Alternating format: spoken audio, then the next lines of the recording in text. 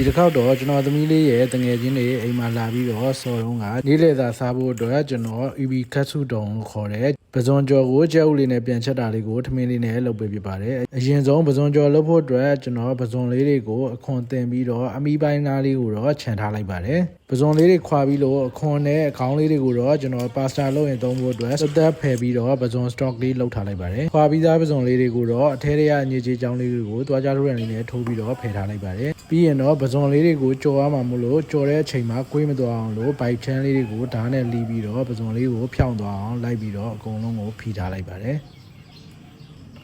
ပဇွန်လေးတွေဖြောင်းသွားအောင်လို့နှိပ်ပေးပြီးသွားပြီဆိုရင်တော့ကျွန်တော်စားငရုတ်ကောင်းကိုဟိုဘက်ထိပဲလန်ပြီးတော့ဖြူလိုက်ပါတယ်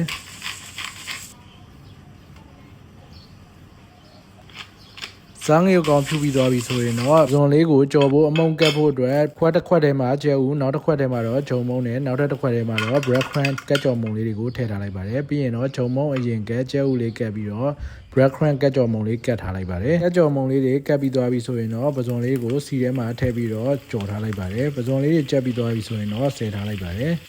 ကြော်ပြီးသားပဇွန်လေးတွေကိုပြန်ချက်ဖို့အတွက်ပဲငယ်ပြာရည်ရယ် Japanese mirin ဆန်ရက်နဲ့ရေရယ်တရားရည်ကိုခွက်တစ်လုံးထဲမှာထည့်ပြီးတော့မှွေထားလိုက်ပါတယ်ပြီးရင်တော့ကြက်ဥလေးလေးလုံးကိုလည်းခောက်ထားလိုက်ပါတယ်ကိုယ်ထဲမှာတော့စီရင်နှဲငယ်ထည့်ပြီးတော့ကြက်သွန်ဖြူလေးကိုအရင်စီသက်ပြီးတော့ကြော်ထားတဲ့ပဇွန်လေးတွေကိုစီပြီးတော့ထည့်လိုက်ပါတယ်ပြီးရင်တော့ခုနကဆက်ထားတဲ့ပဲငယ်မြားရည်နဲ့ကြက်ဥလေးထည့်ပြီးတော့ခဏချက်လိုက်ရင်တော့ရသွားပါပြီရလာတဲ့ပဇွန်လေးတွေကိုတော့ပကံလုံးထဲမှာထမင်းထည့်ထားထည့်ပြီးတော့ပဇွန်ဦးလေးတွေတင်ပေးလိုက်ပါတယ်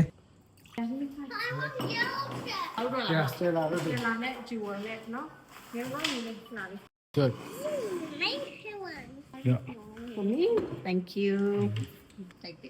I don't like these parts.